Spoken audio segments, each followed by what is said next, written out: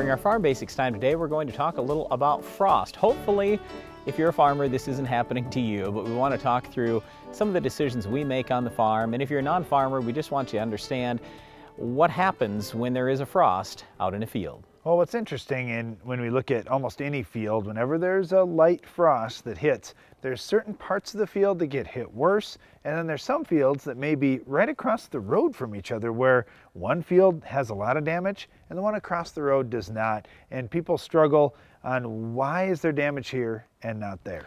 Well, one of the things that can happen is in conventional till, so where there's more black soil as opposed to residue on top of the soil. Anyway, when there's more black soil, there's more heat that's coming up out of that soil, and that helps prevent frost. So we absolutely see more frost damage in no-till situations. The other thing is when you look at low spots in the field or valleys in the field, that's oftentimes a spot where you're going to see colder temperatures, a little more humidity at certain times of the year, those kinds of things.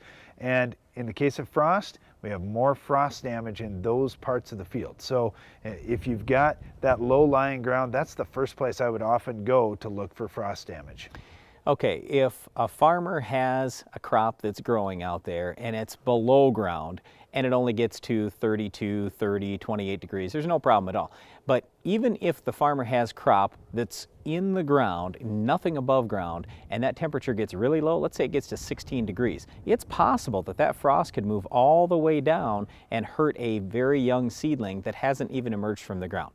That issue is very rare, but that can happen. What we're much more concerned about is if a crop gets up above the ground and then it has frost damage. But frost damage doesn't just occur in all plants at, say, 31 degrees. With some plants, they're sensitive at 28. Others are really sensitive at 24 or 26. It varies a lot. And what we're looking for most as farmers is how long was it cold and how cold did it actually get? The other thing that's a challenge for farmers is they want to know right now.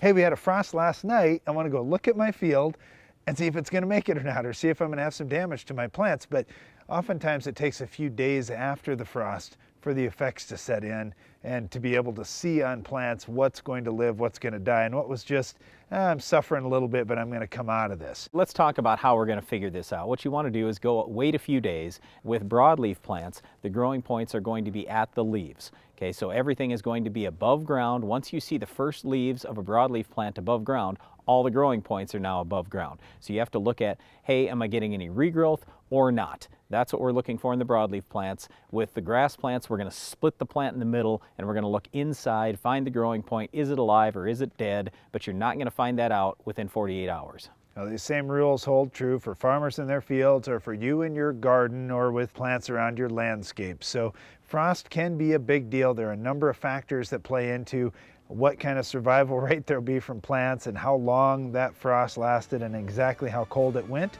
But these are some of the things that farmers think about in the spring. Well, one of the other things that farmers think about in the spring is weed control, especially if they've got our Weed of the Week. We'll tell you how to control it on your farm coming up later in the show.